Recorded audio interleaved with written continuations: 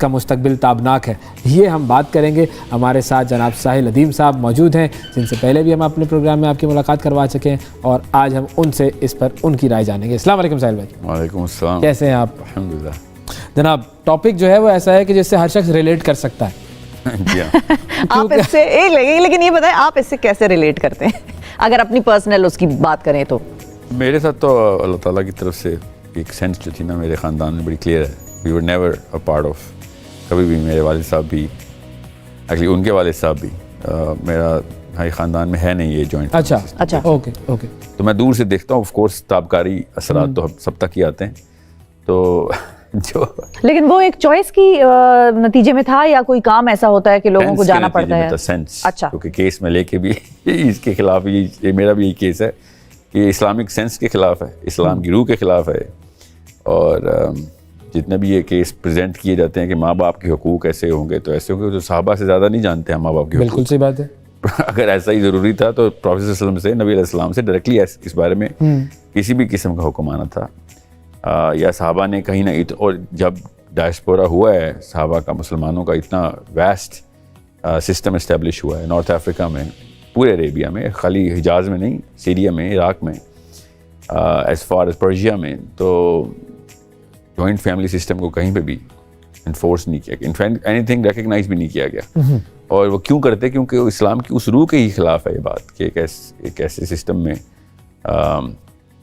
जिसमें वाले। अच्छा, अगर हम इसको इस तरह देखें कि इस्लाम ने कभी इस चीज़ को, जैसे आप कह रहे हैं कि इनकरेज नहीं किया, तो कभी मना भी नहीं किया, दरमियान की ऐसा है एवेन्यू छोड़ा हुआ है? नहीं, इस्लाम ने जिन चीज़ों से मना किया ना, उन चीज़ों के ऊपर जहाँ पे भी क्रॉस रोड्स आएंगी तो हमें वहाँ पे ही स्टॉप लगाना पड़ेगा। बिल्कुल। फॉर एग्जांपल, एक लड़की की शादी होती है तो उसको अपने माँ बाप के घर छोड़ के अपने शौहर के माँ बाप की खिदमत करने पे, यहाँ पे इम्प्लिसिट मजबूरी होती है। ये फ़र्ज़ अल्लाह ने नहीं बनाया हुआ, तो अल्लाह ताला ने तो ये साफ साफ बताया है कि वो बोझ ना डालो किसी पे जो मैंने नहीं डाला हुआ। बिल्कुल। तो ये ज़बरदस्ती के जो फ़राइज़ है ना, जो सास ससुर की खिदमत के, ये तागूती अमल है, ये इस्लाम के रूह के ही मुनाफी है। इसके ऊपर अल्लाह ताला ने तागूत का लफ्ज़ बताया कि ऐसा क्यों रूल बना रहे हो जो मैंने नहीं बनाया हुआ, मैंने नहीं बनाया। हाँ, बिल्कुल। तो लड़का तो अपने सास ससुर के साथ नहीं रहता, और रहता भी है फॉर एग्जांपल तो वो विजिटर होता है और वो वाली तकरीम करता है, और वही करनी चाहिए लड़की को भी कि जो तकरीम है, बड़ों का एहतराम है। ससुर बाप है, बिल्कुल ससुर की तकरीम करे, मगर उसकी खिदमत करना लड़के का फ़र्ज़ है, लड़की का फ़र्ज़ नहीं है। वो लेकिन अगर वो लड़की कहीं और रह रही है तो बहुत पॉजिटिव, बहुत मतलब अच्छा अमल है, लेकिन ये कि उस पर फ़र्ज़ नहीं है कि उसको ज़बरदस्ती। लेकिन फिर यहाँ पे लोगों के ज़हनों में फ़र्ज़ नहीं है तो रोज़ की डेली रूटीन में फ़र्ज़ बनाया जाए, तो वो फिर लड़की टेस्ट की जाए, जैसे ही वो टेस्ट में आएगी तागूत हो जाएगा। और तागूत गुनाह अजीम है ना, शिर्क से ऊपर है तागूत। सही, लेकिन फिर उसका रास्ता क्या है? मिसाल के तौर पे जब हम ये कहते हैं कि माँ बाप नहीं, मतलब माँ बाप बूढ़े हो गए हैं और लड़का अपनी बीवी के साथ अलग रहता है, तो वो खिदमत कैसे करे अगर उसका एक घर उधर है और या किसी और शहर में? जब जापान, कोरिया, अमेरिका जाते हैं तब कैसे खिदमत करते हैं अपनी माँ बाप की? बिल्कुल जैसे सहाबा करते थे वैसे ही खिदमत करेंगे। माँ बाप को फुल टाइम अगर सपोर्ट की जरूरत है तो उसको फिर तो मेडिकल असिस्टेंस की नौबत आई हुई है ना, और अगर उनको मेडिकल असिस्टेंस की नौबत नहीं आई हुई तो वाई इज द मैन, वो बंदा हर वक्त अपनी माँ बाप की खिदमत में क्या कर रहा है वैसे? Why is he bothering them by being in front of them all the time? ऐसी क्या खिदमत की जरूरत है? जो इम्प्लिसिट रिक्वायरमेंट हमने खुद डाली हुई है ना अपने जहनों में खुद, वो तो बीमारों की हैं। जैसे ही कोई माँ बाप के हुकूक की बात करता है, मेरे जहन में भी नक्शा बनता है कि क्या वालिदा बीमार है आपकी या वालिद बीमार हैं, तो फिर तो पूरे ख़ानदान को उधर होना चाहिए, खाली बेटे को क्यों? हाँ, एक तो बीमारी है, लेकिन एक ये है कि ओल्ड एज में आपकी वीकनेस हो जाती है, आपकी बहुत सारी नीड्स ऐसी होती हैं कि जो कि आपकी औलाद आपके साथ होती है तो वो पूरी करें। अच्छा, इस पे एक सेकंड, इस पे हम नाजरीन की कॉल्स भी ले सकते हैं, हमारे पास नंबर चल रहा है स्क्रीन पे, और आपकी भी जो राय है या कोई सवालात है तो वो आप साहिल अदीम साहब से कर सकते हैं, वो इसके आपके इश्यूज को, कंसर्न्स को भी एड्रेस कर सकते हैं। जी, थोड़ा सा केस जो प्रेमिस सेट कर रहे हैं कि जब एक मामला माशरे में ऐसा चल रहा हो कि जिसमें मोरालिटी वैसे ही, अखलाकियात भी और ईमानियात भी अपने लोएस्ट लो के ऊपर हों, उसमें हमने एक लोगों को इकट्ठा कर दें और उन पे कुछ ऐसे फ़राइज़ लाद दें, नाफिज कर दें जो अल्लाह ने नहीं किए हुए, तो वैसे ही धमाका होना है। तो ये तो एक अमेजिंगली हाई मोरल लोग भी इस बोझ को ना बर्दाश्त कर सकते हैं, हम तो बहुत ही मोरल हैं, इसलिए ज़्यादातर ख़वातीन तो पिसेंगी ही पिसेंगी इसमें।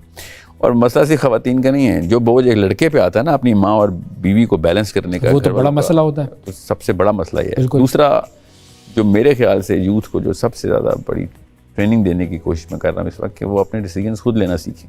वो लड़का शादी के गया, किसी भी और काम के लिए तैयार नहीं, अगर अपने बाप के डिसीजंस के ऊपर अभी भी उनके उसी के मरहूने मिन्नत है, तो उसकी सेल्फ ग्रोथ तो हुई नहीं। इसको मैं मैन चाइल्ड कहता हूँ ना, वो बायोलॉजिकली मैन हो जाता है, साइकोलॉजिकली चाइल्ड रहता है, क्योंकि डिसीजन तो अभी तक उसने लिए नहीं कोई। जब तक एक लड़का रिस्क नहीं लेगा और उसकी रिपरकशंस देखेगा नहीं, प्रॉपर फक्की नहीं खाएगा कि हाँ मैंने गलती हुई मेरे से, पैसे का नुकसान हो गया, क्योंकि अभी तो शादी नहीं उसकी, तो 18वें और 25वें साल के बीच में उसको बड़ी हार्ड लाइफ गुजारनी ज़रूरी है। एक्चुअली 13वें साल से लेके 20वें साल के बीच में उसको एडवर्स सिचुएशन से गुजारना बहुत जरूरी है, डील कर सके और मेंटली जी उसको हवा लगवाएं, रगड़ा दें उसको। ये उसको होता नहीं, बाप उसको कवर देता है हर वक्त। माँ के अरमान अलग से एक थर्ड डिमेंशन से उसके ऊपर आ रहे होते हैं, तो एक्स और वाई एक्सिस पे बेचारा पिसा हुआ है, जेड एक्सिस से अम्मा भी उसको जो है ना पूरी तरीके से, और वो अपने माँ बाप के परों से निकला ही नहीं हुआ, और फिर अचानक एक और खातून की जिम्मेदारी उसके ऊपर आ गई। एंड अगर आप और से देखें तो जॉइंट फैमिली सिस्टम में लड़का अपनी बीवी की जिम्मेदारी नहीं लेता, क्योंकि वो फाइनेंशियली ले ही नहीं सकता, एक बात। दूसरा, वो इमोशनली वैसे ही डिपेंडेंट होता है। और जहाँ जहाँ पे भी आप मसला देखेंगे जॉइंट फैमिली सिस्टम का, वो यही होगा कि माँ या बाप अपने बेटे को के अंदर एक बिट्रेल महसूस कर रहे होते हैं कि बेटा आप वो उस तरीके से हमें इमोशनल सपोर्ट नहीं दे रहा, हालांकि वो फिजिकल सपोर्ट दे रहा होता है। तो ये इतनी बड़ी डिसोनेंस है ना, इसकी वजह से। एक कॉलर है हमारे साथ, राशिद साहब हैं कराची से। अस्सलाम वालेकुम। जी वालेकुम सलाम। जी राशिद साहब, क्या पूछना चाहेंगे? मैं पूछना ये चाहूंगा कि कोई सहाबी का कोई नाम या कोई रेफरेंस के तौर पे बताइए, ताकि क्लैरिटी आए कि ये एग्जैक्टली उनके दौर में, हज़रत पाक सल्लल्लाहु अलैहि वसल्लम के दौर में भी इसको प्रैक्टिस किया गया। सही, मतलब क्या प्रैक्टिस किया गया? अलग रहना या जॉइंट फैमिली में रहना? अलग रहना। जॉइंट फैमिली नहीं, मैं तो खुद इस हक में हूँ, और मैं इस बात को समझता हूँ कि ये जो हम लोग कंफ्यूज्ड हैं इस चीज को लेके कि खिदमत क्या है और साथ रहने में जॉइंट फैमिली के जो प्रॉब्लम्स हैं वो क्या हैं। सही है, तो आप ये जानना चाह रहे हैं कि कोई रेफरेंस पॉइंट हो किसी पर्सनैलिटी का सहाबा कराम से कि कोई वाकयात हमें मिलते हैं, वो बेसिकली ये पूछ रहे हैं। पहली बात तो हम मुसलमान होने के नाते सुन्नत नबवी को जो है ना वो इंस्ट्रूमेंट समझते हैं। सुन्नत नबवी सल्लल्लाहु अलैहि वसल्लम किसी भी ऐसी खैर, इमाम मालिक ने कहा कि अगर कोई ऐसी खैर है जो प्रॉफेट सल्लल्लाहु अलैहि वसल्लम के अलावा आपको मिल रही है, तो ये कहने का वो ये कहना चाह रहे हैं कि नाऊज़ु बिल्लाह, अल्लाह के नबी अलैहिस्सलाम ने ख़यानत की, कि ऐसी खैर थी जो हमें बताई नहीं। सो जितनी भी खैर है वो नबी अलैहिस्सलाम है बस। सो हमें डायरेक्टली नबी अलैहिस्सलाम से लेना पड़ेगा कि क्या उन्होंने इस चीज़ को कहीं ना कहीं पे पार्ट ऑफ द सिस्टम बनाया। सही, कोई अज़वाज मुतहरात इकट्ठी रहीं, कभी भी नहीं रहीं। चल भाई, अब जब हम देखते हैं कि अगर हुजूर सल्लल्लाहु अलैहि वसल्लम जॉइंट फैमिली सिस्टम की बात करें, तो उनके तो वालिदैन जो है वो हयात नहीं थे। हाँ, जब अबू तालिब, हाँ मतलब उनके चचा है ना, तो वो बिल्कुल वालिद और वालिदा नहीं थे, उन्होंने तरबियत उनके वहाँ से पाई, तो वो एक ज़ाहिर है रिश्ता उनका एक वालिद के तौर पर उनके साथ हाँ, तो था। हाँ। सारी सपोर्ट हज़रत अबू तालिब की थी उनको। जी, ना सिर्फ ये कि अली बिन अबी तालिब जो थे वो नबी इस्लाम ने खुद पाले हैं। हाँ। बिल्कुल। तो जैसे ही नबी इस्लाम ने फंक्शनिंग अडल्ट ऑफ अली बिन अबी तालिब की जब एज हुई है, तो उसके बाद क्या हुआ फिर? सही, हज़रत ज़ैद के साथ क्या हुआ? हज़रत ज़ैद शादी के बाद नबी इस्लाम के साथ रहते रहे, हज़रत उसामा हज़रत ज़ैद के साथ रहते रहे, या फिर हज़रत अनस। ये तो हमारे पास तो ब्लैक एंड वाइट एग्जांपल्स हैं, इसके खिलाफ बहुत एग्जांपल्स हैं। या अगर हम हज़रत अबू तालिब की बात कर रहे हैं तो अली इब्न अबी तालिब, जी वही ना, हज़रत अली बिन अबी तालिब नबी इस्लाम के साथ बचपन में प्रॉफेट सल्लल्लाहु ने पाला ना हज़रत अली बिन अबी तालिब को। या तो किसी भी मौके के ऊपर नबी इस्लाम की ज़िंदगी से जॉइंट फैमिली सिस्टम की एग्जांपल नहीं मिलेगी। अच्छा, और जो कि ऑप्शन थी, या तो ऑप्शन ना होना, तो उसके बावजूद भी हम अगर ज़बरदस्ती खींचने की कोशिश करें तो फिर कोई सहाबी की लाइफ बता दें। अबू बकर सिद्दीक के वालिद जब फतह मक्का के बाद मुसलमान हुए, तो जब वो मक्का में हैं, अबू बकर सिद्दीक जो है मदीना में हैं, मदीना के जितने भी सहाबा हैं वो अलग अलग अपनी बीवियों के साथ रह रहे हैं और माँ बाप की उसी तरह खिदमत करें। हमें कैसे एक नई सेंस आई है कि नहीं, हमने माँ बाप की खिदमत, और नाम इस्लाम का लगा रहे हैं हम, तो इस्लाम का सारा कॉन्स्टिट्यूशन और एप्लीकेशन ऑफ दैट कॉन्स्टिट्यूशन कई 100 साल से हमारे पास है। जो जॉइंट फैमिली का कॉन्स्टिट्यूशन है वो इंडिया से हमने लिया हुआ है, उसको हिंदू अनडिवाइडेड फैमिली HUF बोलते हैं, और वो भी इकोनॉमिकल फाइनेंशियल रीजंस की वजह से वो इकट्ठे रहते थे कि किराया बच जाएगा, सब इकट्ठे रह लेंगे। तो it was nothing but the money they were deciding कि सब भाई इकट्ठे रहें। अब वो चलें, जो भी वजह थी उसके बावजूद अगर हम इसके अंदर वो पेवंदकारी शुरू कर दें और गोटा किनारे लगाएंगे, इसके फ़ायदे भी बहुत हैं तो इसकी वजह ये नहीं थी कि जो फ़ायदे खुद ही खींच रहे हैं हमसे, जो इसके नुकसानात हैं वो इतने वाजे हैं। और अगर इस्लाम इससे काउंटर ना कर रहा होता तो फिर भी मैं कहता कि चलो खैर है। लेकिन जो लोग फिर इसके काउंटर आर्ग्यूमेंट देते हैं वो ये कहते हैं कि जब हम वेस्ट में देखते हैं तो उनका तो फैमिली यूनिट है कोई नहीं है, बच्चा 16 का होता है और वो बाहर निकल जाता है। वेस्ट में ना जाए ना, थोड़ा सा बीच में एक स्टॉप ओवर। हाँ, तो मैं वही कह रही हूँ कि वो बैलेंस किस तरह स्ट्राइक करें। मदीना भी वेस्ट में है ना हमारे, उस वेस्ट को क्यों नहीं देख रहे जिन्होंने हमें बताया है कि अल्लाह क्या चाहता है हमसे। हाँ, तो वो बैलेंस किस तरह से स्ट्राइक करना है, जैसे सहाबा करते थे बैलेंस। मैं आपको अमेरिका के फैमिली यूनिट, न्यूक्लियर फैमिली की डेफिनेशन नहीं दे रहा हूँ। सहाबा ने लाखों की तादाद में ये फैमिली यूनिट एस्टेब्लिश करके बताया। उनको ज़्यादा बेहतर तरीके से पता है कैसे अपने माँ बाप के हकूक़ पूरे करने हैं। बिल्कुल, हमने सिर्फ माँ बाप के हकूक़ का एक टैग लगाया हुआ है, हकूक़ नहीं पूरे करे। माँ को इमोशनल टॉर्चर इसी जॉइंट फैमिली सिस्टम में दे रहा है कौन? उसका अपना बेटा। और उसकी बहू भी ज़ाहिर है वो रिएक्टिव होगी, वो बेचारी भी तो इंसान है। और मैं बेचारी क्यों कह रहा हूँ उसको? बिकॉज उस पर हमने वो वाला फ़र्ज़ लादा हुआ है जो अल्लाह ने नहीं लादा हुआ। और अल्लाह ताला ने कुरान पाक में कहा मैं तेरी वुसअत से ज़्यादा तेरे पे बोझ नहीं डालूंगा। इसका मतलब क्या है कि हम में से कोई और एडिशनल बोझ ना डाल दे किसी इंसान पे। अल्लाह ने पहले ही एक इंतज़ाम बनाया हुआ इस कुर्रे का कि इस पर बोझ आना ही आना है। हम एक्स्ट्रा करते हैं, उसके बाद वो डिप्रेशन के दौरे पड़ते हैं। अब देखें जो हालात हैं इस वक्त, एक एक घर में पेटी पॉलिटिक्स एंड साइलोज बने हुए। हाँ, बिल्कुल। और मैंने कहा ना मोरल वैल्यू वैसी हमारे नीचे है, बिल्कुल हमारी अखलाकियात भी नीचे हैं। तो उसके बाद अगर इस तरह के मामलात करें तो ट्राइफेक्टा बन गया ना। अच्छा, फिर वो हदीस भी है जो मुझे याद आती है कि साथ रहने वाले एक दूसरे पर ज़्यादा ज़्यादती करते हैं, जिसका मफहूम कुछ इस तरह है। तो जब साथ रह रहे होते हैं तो वहाँ पर इस तरह का अंदेशा पैदा हो जाता है। एक कॉलर भी है हमारे साथ। बिल्कुल, अस्सलाम वालेकुम जी। अस्सलाम वालेकुम जी सर, कहाँ से बात कर रहे हैं? मैं कराची क्लबटन से आकिब राजपुर एडवोकेट बात कर रहा हूं। जी आकिब साहब, मेरा ये कहना है कि मुश्तरका जो खानदानी सिलसिला है, जो टॉपिक आपने चुना है, ये बेहतरीन एक जिंदगी के मसाइल का हल है। मैं खुद एक मुश्तरका फैमिली से, एक खानदान से निकला हूँ। मुझे अपने भाइयों ने, वालिद साहब ने यहाँ शहर में भेजा। हम तो बिल्कुल ही गाँव में रहते थे, तो यहाँ भेजा तो हमने पूरी फैमिली को, मैंने आके यहाँ तकरीबन 20-25 साल में सेट किया। छोटे भाइयों को पढ़ाया, वो कोई जज बन गया, कोई वकील बन गया। मैं खुद भी वकील हूँ। मेरे बेटे बीकन हाउस में पढ़ने लगे, भतीजे चार्टर अकाउंटेंट बन गए। तो ये जब अगर वो मुझे भाई या मेरे कजन मुझे सपोर्ट नहीं करते तो मैं निकल ही नहीं सकता था। मैं भी उन्हीं तो आप इसको क्या कह रहे हैं कि एक घर में रहने वाला सिलसिला अच्छा है या अलग रहना अच्छा है? मैंने बहुत ही अच्छा है। आप एक दूसरे की सपोर्ट करते हैं, एक दूसरे को निकालते हैं, सहारा देते हैं, क्योंकि एक कुर्बानी देगा तो फिर 10 लोगों को फायदा पहुंचेगा ना। अगर कोई, ठीक है, आपका आर्ग्यूमेंट है उसकी सपोर्ट में। सही है आकिब साहब, बहुत शुक्रिया। अगले हमारे कॉलर हैं शाहजहां साहब लाहौर से। अस्सलाम वालेकुम जी। शाहजहां साहब, मेरा आप प्रो हैं या एंटी हैं? हम 7 भाई हैं, 3 बहनें हैं। हमारा खानदान बहुत बड़ा है। अच्छा, यकीन जाने। जी बताएं सर। टीवी का वॉल्यूम बंद कर दें प्लीज और फिर बात करें। हेलो, टीवी का वॉल्यूम बंद कर दें। जी मैंने बंद कर दिया। लाहौर से शाहजहां बात कर रहा हूँ मैं।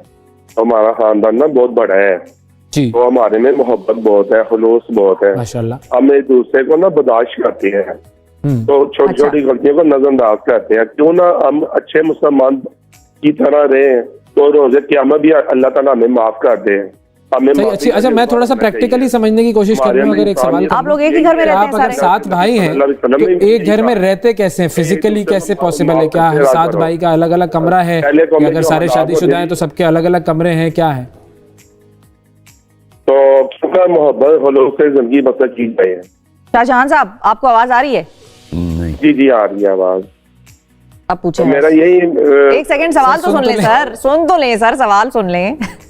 मोहब्बत खुलूस बिल्कुल होना चाहिए, अच्छी बात है। मैं ये पूछना चाह रहा हूँ प्रैक्टिकली 7 भाई हैं तो 7 अगर शादीशुदा हैं तो 7 के लिए अलग अलग कमरे, अलग अलग सारा सिलसिला, फिजिकली ये प्रैक्टिकली पॉसिबल है आपके घर में? इस तरह है, लेकिन मजबूरी में हम कुछ अलहदा भी हुए हैं बड़ी फैमिली की वजह से। लेकिन इंतहाई गुर्बत है, लेकिन मोहब्बत बहुत ज्यादा है।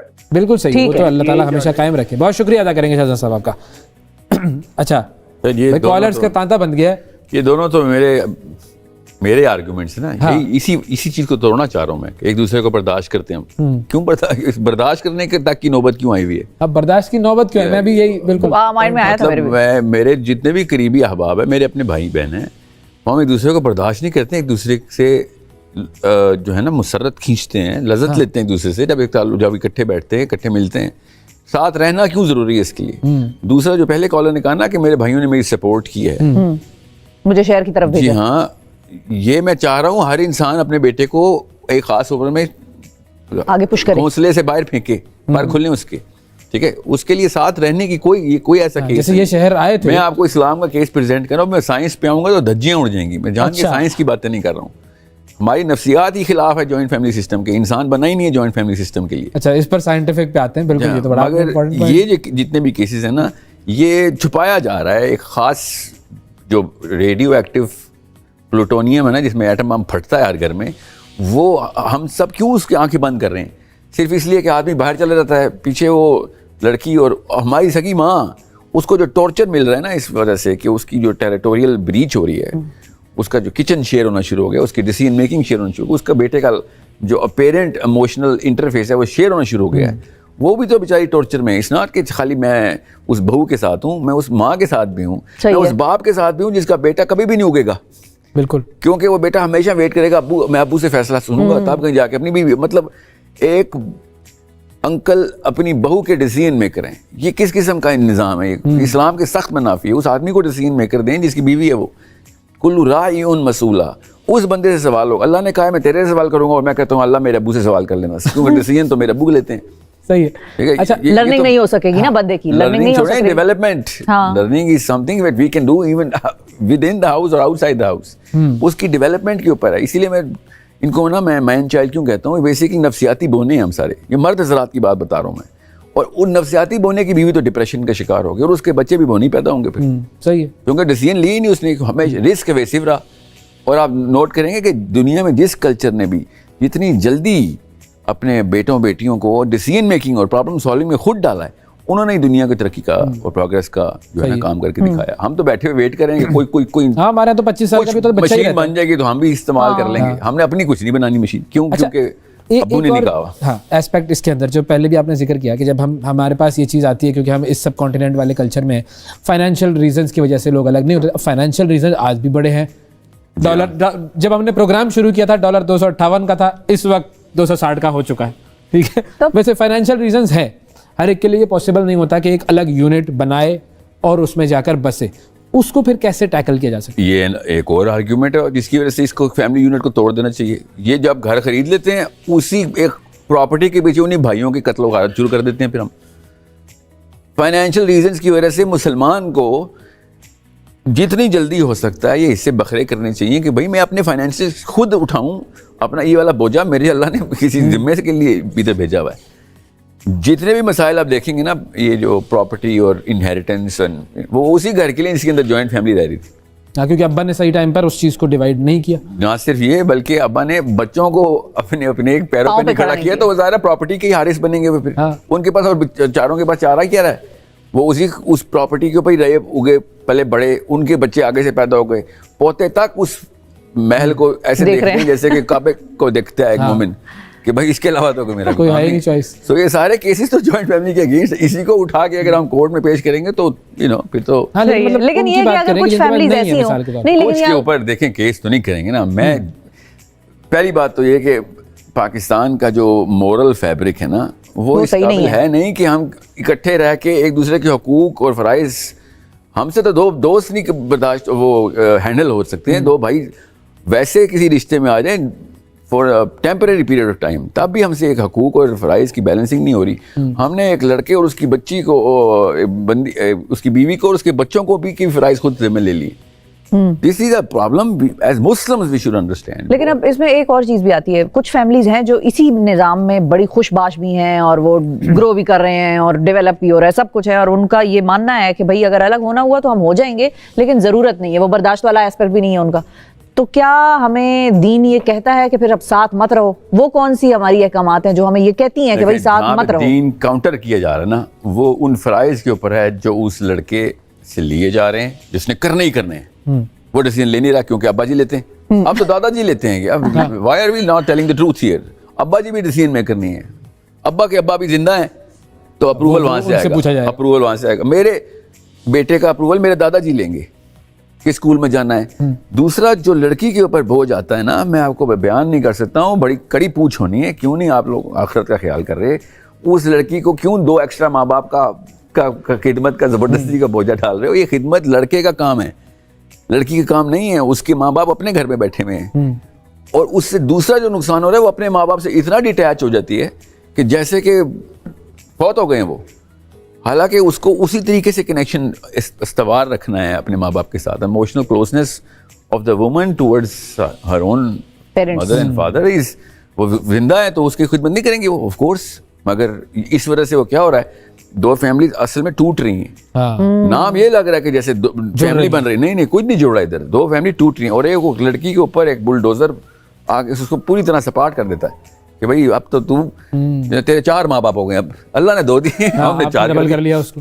और वो एक बंदा 4 माँ बाप के फराइज नहीं पूरे कर सकता। अल्लाह ने कहा है 2 माँ बाप के फराइज देते रहो। अच्छा, अब ये आपकी वाली बात से मेरे ज़हन में एक और बात आई। कॉलर्स भी हैं हमारे साथ वैसे, तो एक कॉल हम ले लेते हैं। अस्सलाम वालेकुम तारिक साहब। जी वालेकुम जी। सर कहाँ से बात कर रहे हैं और क्या आपके कमेंट्स हैं इस इशू पे? लाहौर से कमेंट्स जी, मेरे साथ ये सारी बीती हुई है। मैं 89 में, ये पहला कॉलर है। साहिल अदीम साहब के चेहरे पर एक हल्की सी मुस्कान आई है आपका ये सुन के। सैंपल इस तरह मत लें जी। टीवी के ऊपर कोई अपनी फैमिली की बुराई नहीं कर सकता, ये भी एक नुकसान है जॉइंट फैमिली का। सास सुन रही होती है, अब्बू सुन रहे होते हैं, कहेंगे मेरे खिलाफ बात नहीं। समझ, नुकसान की बात नहीं कर रहा, मैं बता रहा हूँ 89 में बाहर गया हूँ, मैं जिंदगी का तजुर्बा बता रहा हूँ, अपना एक्सपीरियंस बता रहा हूँ। मेरे हम 7 बहन भाई हैं, 7 की मैंने पढ़ाया लिखाया, शादियां की, हर चीज की। आज मुझे पंजाबी कहते हैं ना, जुतियां मैनू ही पै रही हैं। अच्छा, मुझे कोई बुलाना पसंद नहीं कर रहा। जवाब नहीं, वो कह रहे हैं कि जुतियां मैनू ही पै रही हैं, कि मैंने उनके लिए सब कुछ किया और मुझे कोई बुलाना पसंद नहीं कर रहा। मैं पाकिस्तान बाहर छोड़ के आ गया हूँ। हम लोग कहते हैं ना, हमारे लीडर भी बड़ी मिसालें देते हैं, बाहर की, इधर की, उधर की मिसालें देते हैं। मैं कहता हूँ वो लोग सही हैं, गैर मुस्लिम, हम मुसलमान सही नहीं है। हम बेड़ा गर्क कर देते हैं अपने बहन भाइयों, अपने जो जिसने हमें पाला पोसा हो उसका बेड़ा गर्क कर देते हैं हम बहुत बहुत ही मतलबी हैं, बहुत मतलबी लोग हैं मुसलमान। हम मतलब के लिए हासिल कर, मैंने इधर बिजनेस स्टार्ट किया 6-7 साल से, तो इधर हर आदमी मतलब के लिए, मैं सच बोल के सामान बेचता हूँ तो मेरे से कोई नहीं खरीदता, जब मैं झूठ बोलता हूँ मेरे से सारे खरीदते हैं। बिल्कुल ठीक। इस मुसलमान मुल्क में झूठ बोलना खत्म हो जाए, ये बहुत अच्छा पाकिस्तान है। बहुत शुक्रिया तारिक साहब, बहुत शुक्रिया। अच्छा, कि अगर किसी साहब की 3 बेटियां हैं मिसाल के तौर पर, और वो तीनों बेटियों की शादी हो गई, वो तीनों अपने अपने घर चले गई, तो उनकी खिदमत कौन करेगा? उनका तो बेटा कोई नहीं है, जिस तरह हम कह रहे हैं कि जी बेटा है, बैठे और वो उनके साथ खिदमत करें। तो अगर वो 3 बेटियां, बेटों वालों को ही क्यों जरूरत है माँ बाप की खिदमत की, बेटियों वालों को नहीं खिदमत की जरूरत। और बेटियां अगर बाहर मुल्क चले गई तो फिर तो और दूर हो गई। क्या बात यह है, ये सब का सब एक तरफ, और हक और सच बात है एक तरफ। साइकोलॉजिस्ट दुनिया पूरे के शशदर हैं इस वक्त कि एक ऐसा कल्चर है 25 करोड़ का पाकिस्तान, जहाँ पे 25 के 25 करोड़ चाचे जो है ना वो 2 नंबर निकल आए हैं, 25 के 25 ताए विलन हैं, 25 की 25 पुप्पो जो हैं वो दोज़ख की हाविया की सेंटर प्लॉट ओनर हैं, और 25 मामू जो हैं वो अल्लाह के फरिश्ते हैं, 25 खालाएं जो हैं वो बेहतरीन, वो अल्लाह की वली हैं। ठीक है, ये कैसे हो रहा है? आप क्या समझ रहे हैं? आपके और मेरे चाचा दोनों एक जितनी 2 नंबर कैसे निकल आए, और आपकी मेरी पुप्पो एक जितनी खतरनाक। अल्लाह अकबर, क्या समझ रही है ये क्या हो रहा है? ये जो कहानियां ये हमें सुनानी बंद करनी पड़ेगी। अब यूथ का IQ बढ़ चुका है। वी नीड टू अंडरस्टैंड, जो चीज़ अल्लाह ने मना की थी किसी वजह से, जो चीज़ अल्लाह ने बताई थी करो किसी वजह से बताई थी, हमने एक्स्ट्रा जो अचार डालने की कोशिश की है ना अपने इस खाने में, उसकी वजह से एक पूरा का पूरा खराब हो गई, बर्तन तबाह हो गया। डिश नहीं, बर्तन तबाह हो गया। तो ये सारे चाचे ताए और पुप्पो जो है ना, इन बेचारे ठीक लोग हैं, सब अच्छे लोग हैं, ये ठीक लोग थे अगर अलग अलग अपने मामला को सही सुलझाते। इन्होंने हमारे मामला सुलझाने की कोशिश की है तो अम्मी ने इनको विलन करवा दी थी। ये मामू और खाला भी अपने अपने घरों में पुप्पो और चाचा हैं, वहाँ पे उनके भतीजे इनको 2 नंबर कह रहे हैं। तो ये जो कहानी है ये हमें खुद बंद करनी पड़ेगी। वी नीड टू अंडरस्टैंड, इस्लाम के थ्रू नहीं आते। बहुत ज़्यादा आपको कहीं से माँ बाप के हकूक़ का बैनर मिल गया तो साइंस के थ्रू ही आ जाएं। आपकी अपनी लीडरशिप के खिलाफ है, आपके बेटे कमज़ोर बोने बन रहे हैं, आपकी बेटियां डिप्रेशन की मरीज़ाएं बन रही हैं। मेक श्योर यू अंडरस्टैंड, अगर एक लड़का इस काबिल नहीं है कि वो औरत को अपने अलग से घर में रख के डिसीजन मेकिंग खुद कर सके, वो शादी के काबिल नहीं हुआ। आप लड़के के बाप को देख रहे हैं कि उसने क्या मेहनतें की हैं, घर बनाया, और अपनी बेटी उसके बेटे को दे रहे हैं। इससे बहुत बेहतर है अपनी बेटी उसके बाप के साथ रिश्ता करें, वो ज़्यादा अहल है। सही बात है, वो नहीं, ज्यादा make है उस sense, रिश्ते का। क्योंकि तो लोग कहते हैं ना बाप क्या करता है, बाप क्या करता है। जी हाँ बिल्कुल, वही शादी तो लड़के ये से हो रही है, तो बाप बहुत से हो बेहतर है। रही है। शादी के काबिल तो उसका बाप हुआ अभी। तो ये जबरदस्ती की हमने बस उम्र देख ली लड़के की, तो उसके बाप के कारनामे देख के उसके बेटे से शादी कर रहे हैं। ये कौन सा तरीका है? बिल्कुल बिल्कुल। तो ना सिर्फ ये सेंस के खिलाफ है, ये साइंस के भी खिलाफ है, और मेरी तरफ से दोनों भाड़ में जाएं। असल में इस्लाम के खिलाफ है, ये सबसे ऐसे important प्राइस चीज़ लगा तो रहे ये, हैं जो चीज़ जो हमारा उस religion खातून के कह रहा ऊपर नहीं, बेचारी के ऊपर फर्ज थे। और ऐसा जो है ना फर्ज जो कि लड़के के ऊपर डालना चाहिए वो डाल नहीं रहे। और ऐसी कोई 2 नंबर किस्म की एक खिचड़ी पका दी उस लड़के बेचारे के साथ, ऐसी हो रहा है कि वो बैलेंस नहीं कर सकता। ह्यूमनली पॉसिबल नहीं है, साइकोलॉजिकली पॉसिबल नहीं है कि अपने 2 मेन स्टेक होल्डर्स को मैं इकट्ठा बैलेंस करूं जो कि काउंटर करते हो, मेरी माँ और मेरी बीवी। बिल्कुल, ये पॉसिबल ही नहीं है। हाँ। ये वाला बोझ लड़के पे डाला हुआ है और लड़की के ऊपर बोझ डाला हुआ है। 2 तेरे एक्स्ट्रा माँ बाप हो गए, आप उसी तरह खिदमत करो। और कुरान की आयतें सुना सुना के बीवी को उसको बुरा साबित कर करके, अब तो मैं तो ऐसे अल्लाह बचाए ऐसे खानदानों की केस स्टडीज है मेरे पास जिसमें माओ ने कहा है कि सजा के तौर पे 1 तलाक दे दे। अच्छा, माँ और लड़के ने कही भी दी सजा के तौर पे आप दूसरी देते। अभी 4-5 दिन पहले एक खबर आई थी, मेरा ख्याल है अगर मैं गलत नहीं हूँ, कि 3 भाइयों ने अपनी 3 बीवियों को, मतलब एक की बीवी को इस बात पे तलाक दे दी, तीनों ने इकट्ठे, कि हमारी माँ की खिदमत नहीं करती। बिल्कुल। दूसरा अभी ऊपर चंद से दिन पहले पर्दे खबर की है। ब्रीच है, प्राइवेसी की ब्रीच है। अल्लाह ताला ने जिस लेवल पे प्राइवेसी का हुक्म दिया हुआ है, कुरान पढ़ें, सीरा पढ़ें, आपको पता चले इस्लाम सब कुछ बर्दाश्त कर लेगा। ह्यूमन प्राइवेसी के ऊपर 0 टॉलरेंस है। हमारे जॉइंट फैमिली सिस्टम में तो प्राइवेसी है ही कोई नहीं। बिल्कुल। मैं एज अ मैन छोड़े, मैं तो आदमी हूँ, आप औरतों से मेरी गुजारिश है, आपसे ज्यादा किसको प्राइवेसी की जरूरत है? बिल्कुल, आपकी प्राइवेसी तो बिल्कुल 0 पे। और ऐसी खबरें पहुंच रही हैं जो कि सूरह हुजरात पूरी की पूरी काउंटर करती है जॉइंट फैमिली सिस्टम के ऊपर। असल वही बात है कि हमने सोसाइटी को, कल्चर को रिलीजन पर हावी कर दिया है। बिल्कुल। जो रिलीजन हमारा है, नहीं कल्चर को नहीं, हिंदू कल्चर को। हाँ, हिंदू बिल्कुल वहां से आया है। तो गीता के पुजारी हुए हैं यहाँ पे, जब जॉइंट फैमिली सिस्टम की तारीफ करता है मुझे ऐसा लगता है कि वो राम राम कर रहा है मेरे सामने। बहुत शुक्रिया अदा करेंगे साहिल अदीम साहब, वक्त दिया आपने।